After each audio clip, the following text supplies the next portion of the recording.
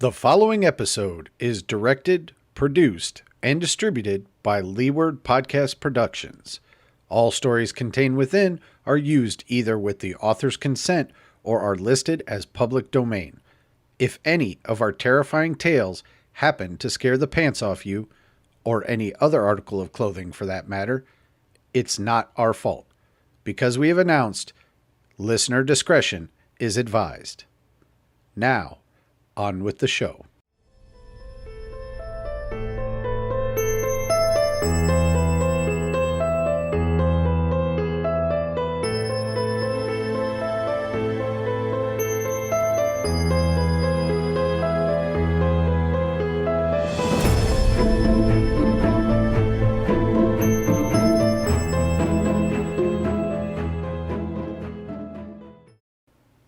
Welcome to Tuck In with Mactavish.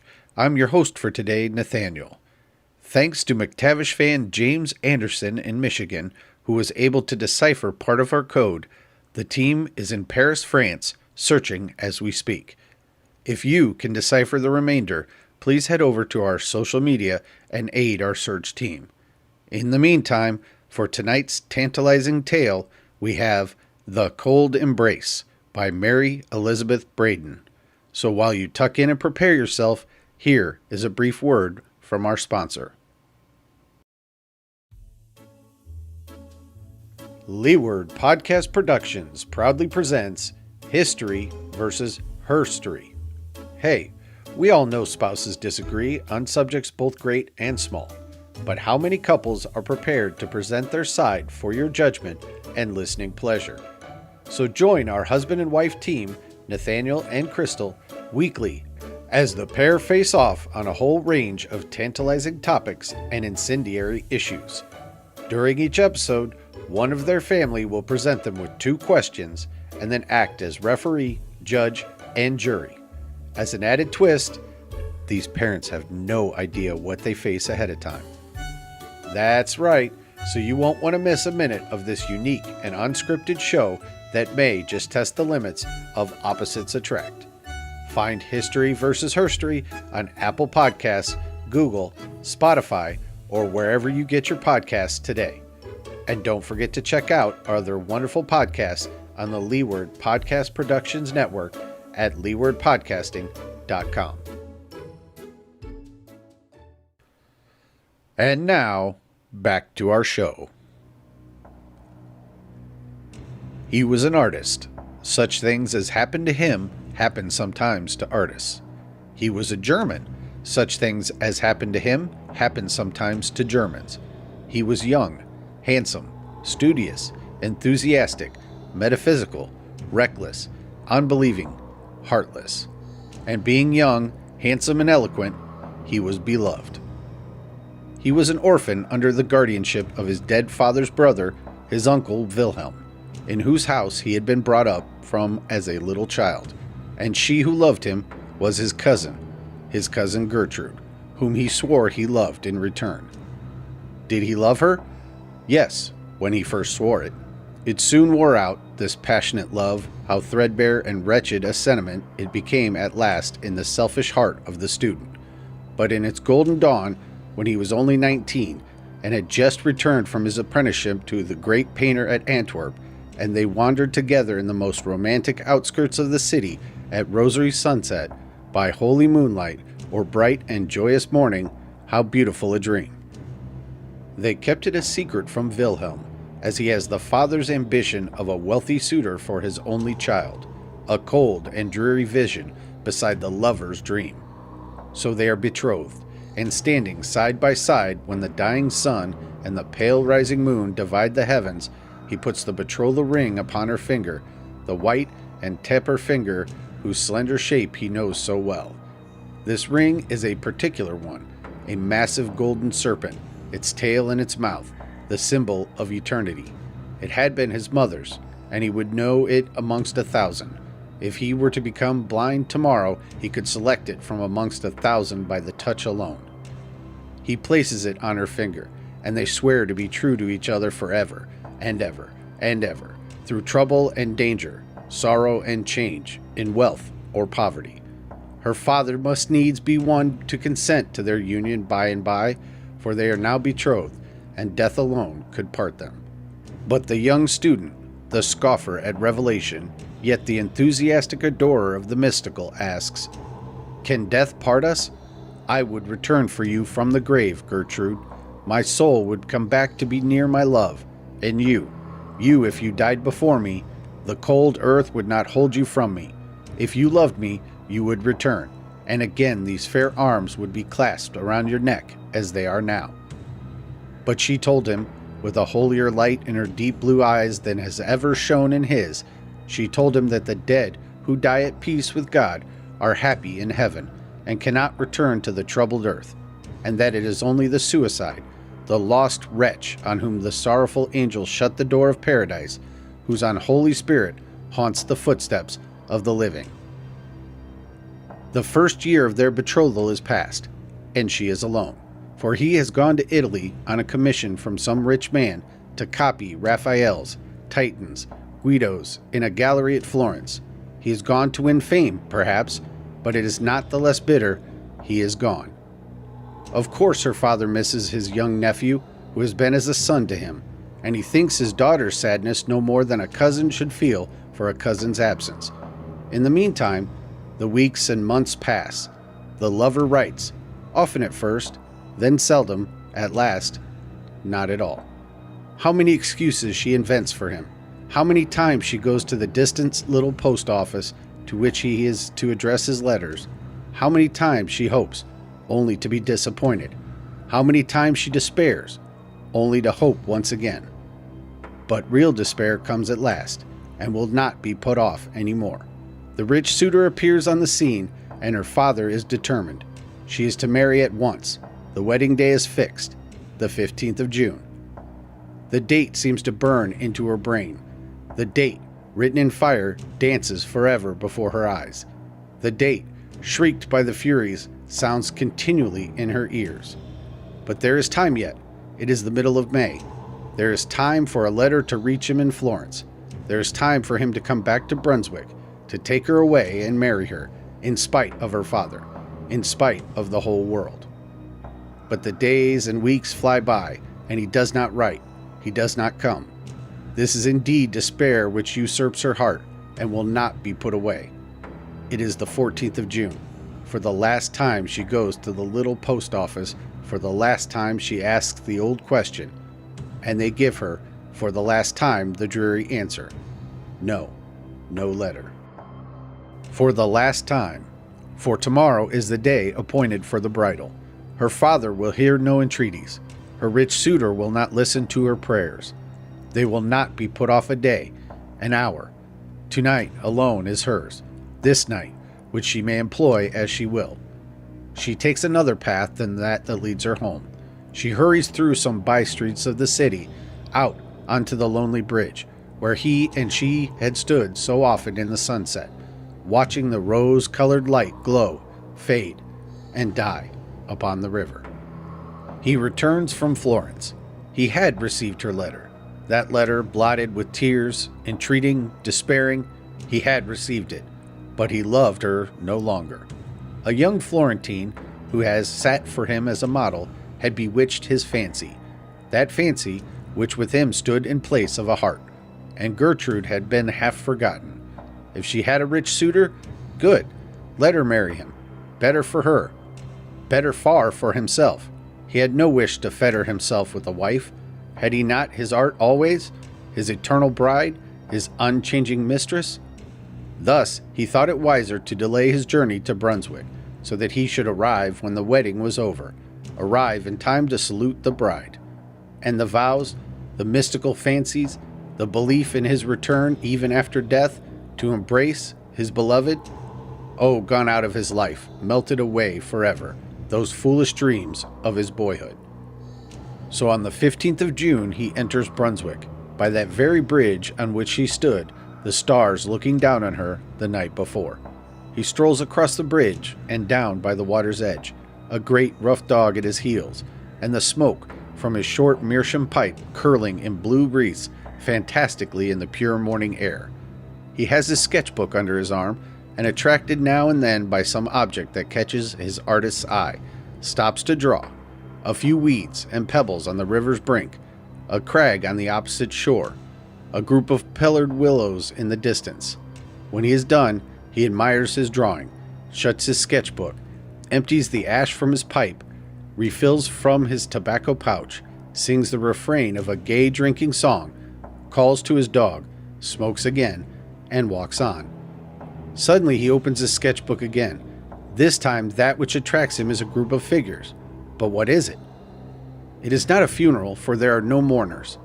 It is not a funeral, but a corpse, lying on a rude bier, covered with an old sail, carried between two bearers. It is not a funeral, for the bearers are fishermen in their everyday garb. About 100 yards from him, they rest their burden on a bank. One stands at the head of the bier, the other himself down at the foot of it. And thus they form the perfect group. He walks back 2 or 3 paces, selects his point of sight, and begins to sketch a hurried outline. He has finished it before they move. He hears their voices, though he cannot hear their words, and wonders what they are talking of.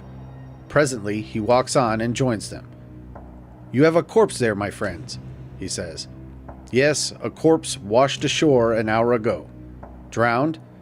"Yes, drowned. A young girl, very handsome." "Suicides are always handsome," says the painter, and then he stands for a little while idly smoking and meditating, looking at the sharp outline of the corpse and the stiff folds of the rough canvas covering.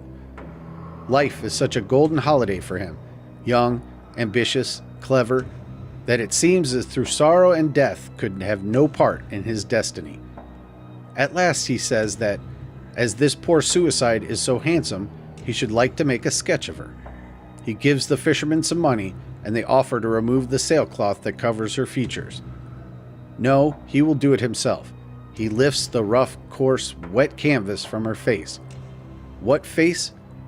The face that shone on the dreams of his foolish boyhood, the face which once was the light of his uncle's home, his cousin Gertrude, his betrothed.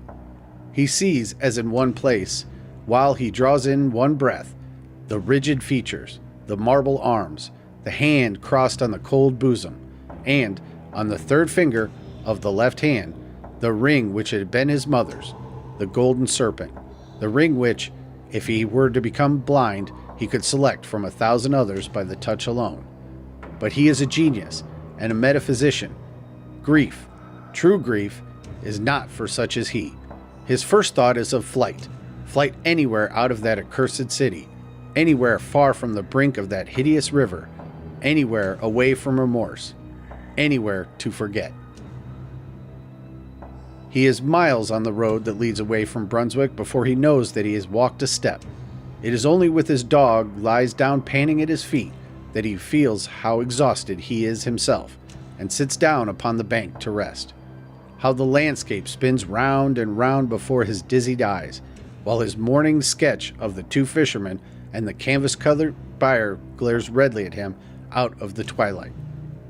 At last, after sitting a long time by the roadside, idly playing with his dog, idly smoking, idly lounging, looking as any idle, light-hearted traveling student might look, yet all the while acting over that morning scene in his burning brain 100 times a minute. At last he grows a little more composed, and tries presently to think of himself as he is, apart from his cousin's suicide. Apart from that, he was no worse off than he was yesterday. His genius was not gone. The money he had earned in Florence still lined his pocketbook. He was his own master, free to go whither he would. And while he sits on the roadside, trying to separate himself from the scene of that morning, trying to put away the image of the corpse covered with the damp canvas sail, trying to think of what he should do next, where he should go, to be furthest away from Brunswick and remorse, the old diligence coming rumbling and jingling along, he remembers it. It goes from Brunswick to Aix-la-Chapelle. He whistles to the dog, shouts to the postilion to stop, and springs into the coupe. During the whole evening, through the long night, though he does not close his eyes, he never speaks a word. But when the morning draws and the other passengers awake and begin to talk to each other, he joins in the conversation. He tells them that he is an artist, that he's going to Cologne and to Antwerp to copy Rubens's and the great picture by the Quentin Mestais in the museum. He remembered afterwards that he talked and laughed boisterously, and that when he was talking and laughing loudest, a passenger, older and graver than the rest, opened the window near him and told him to put his head out. He remembered the fresh air blowing in his face, the singing of the birds in his ears, and the flat fields and roadside reeling before his eyes. He remembered this, and then falling into a lifeless heap on the floor of the diligence. It is a fever that keeps him for 6 long weeks on a bed at a hotel in Aix-la-Chapelle. He gets well, and, accompanied by his dog, starts on foot for Cologne. By this time, he is his former self once more. Again, the blue smoke from his short meerschaum curls upward in the morning air. Again, he sings some old university drinking song. Again, he stops here and there, meditating and sketching. He is happy and has forgotten his cousin, and so on to Cologne. It is by the great cathedral he is standing, with his dog at his side. It is night. The bells have just chimed the hour, and the clocks are striking 11. The moonlight shines full upon the magnificent pile, over which the artist's eye wanders, absorbed in the beauty of form. He is not thinking of his drowned cousin, for he has forgotten her, and is happy. Suddenly, something from behind him, puts 2 cold arms around his neck, and clasps its hands on his breast.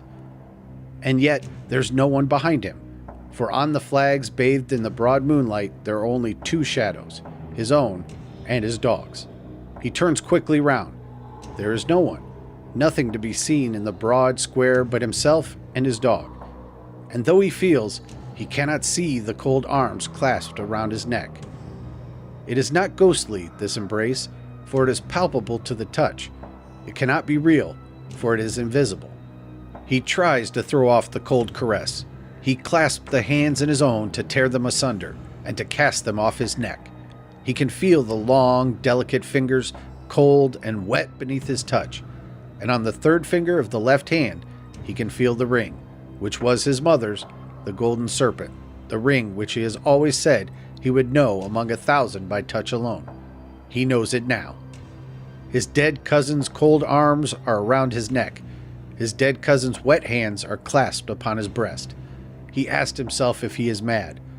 "Up, Leo," he shouts. "Up, up, boy." And the Newfoundland leaps to his shoulders. The dog's paws are on the dead hands, and the animal utters a terrific howl and springs away from his master.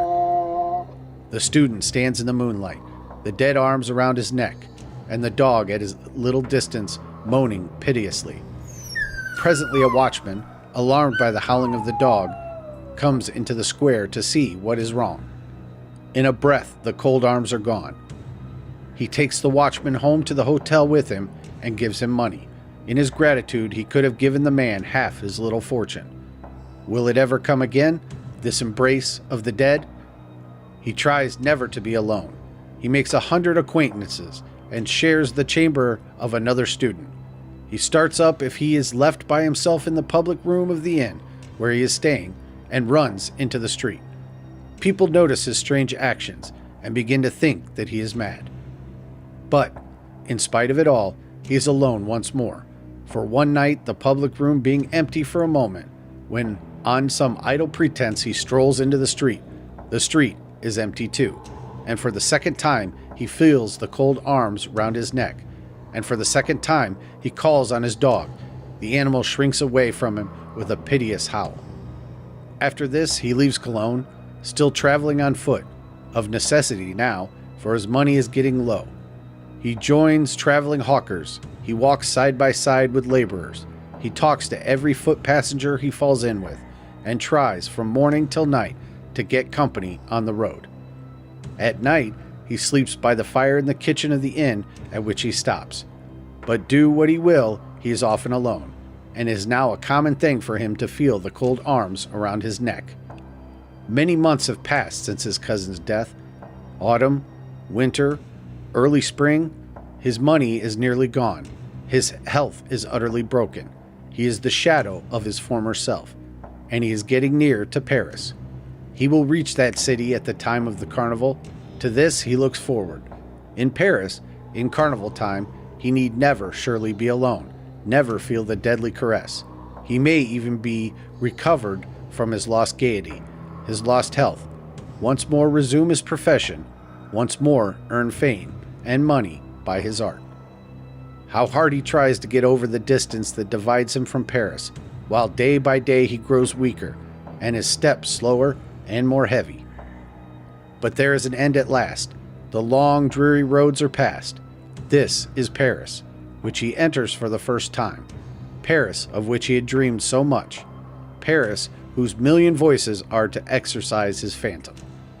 To him, tonight, Paris seems one vast chaos of light, music, and confusion. Lights which dance before his eyes and will not be still. Music that rings in his ears and deafens him. Confusion which makes his head whirl round and round. But in spite of all, he finds the opera house where there is a masked ball. He has enough money left to buy a ticket of admission and to hire a domino to throw over his shabby dress. It seems only a moment after he's entering the gates of Paris that he is in the very midst of all the wild gaiety of the opera house ball. No more darkness, no more loneliness, but a mad crowd, shouting and dancing, and a lovely debarduse hanging on his arm. The boisterous gaiety he feels surely is his old lightheartedness come back. He hears the people round him talking of the outrageous conduct of some drunken student, and it is him they point to when they say this. To him who has not moistened his lips since yesterday at noon, for even now he will not drink, though his lips are parched, and his throat burning. He cannot drink. His voice is thick and hoarse, and his utterance indistinct, but still this must be his old lightheartedness come back that makes him so wildly gay. The little debarduse is wearied out. Her arm rests on his shoulder heavier than lead. The other dancers, one by one, drop off. The lights of the chandeliers, one by one, die out. The decorations look pale and shadowy in that dim light, which is neither night nor day. A faint glimmer from the dying lamps, a pale streak of gold-gray light from the new-born day creeping in through half-open shutters. And, by this light, the bright-eyed debarduse fades sadly. He looks her in the face. How the brightness of her eyes dies out. Again he looks her in the face. How white that face has grown. Again, and now it is in the shadow of a face alone that looks in his. Again, and they are gone. The bright eyes, the face, the shadow of the face. He is alone. Alone in that vast salon. Alone, and in the terrible silence, he hears the echoes of his own footsteps in the dismal dance which has no music. No music but the beating of his breast. The cold arms are around his neck. They whirl him around. They will not be flung off or cast away. He can no more escape from their icy grasp than he can escape from death. He looks behind him. There is nothing but himself in the great empty hall, but he can feel, cold, deathlike, but oh, how palpable, the long, slender fingers, and the ring which was his mother's. He tries to shout, but he has no power in his burning throat. The silence of the place is only broken by the echoes of his own footsteps in the dance from which he cannot extricate himself.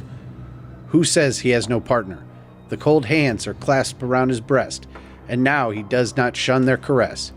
No, one more polka, if he drops down dead. The lights are all out, and, half an hour after, the gendarmes come in with a lantern to see the house is empty. They are followed by a great dog that they have found seated, howling on the steps of the theater. Near the principal entrance, they stumble over the body of the student, who has died from want of food, exhaustion, and the breaking of a blood vessel.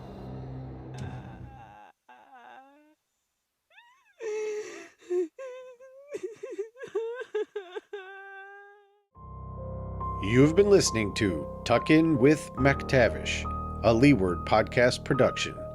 If you are a writer and would like to submit a short story for our listeners' enjoyment, visit our website at leewardpodcasting.com for more details. We love to hear from any and all of our listeners. Find us on Facebook at Tuck In with Mactavish and on Twitter at Tuck In Podcast. For now, cheers And here's to hoping that we have Mactavish back in here next week.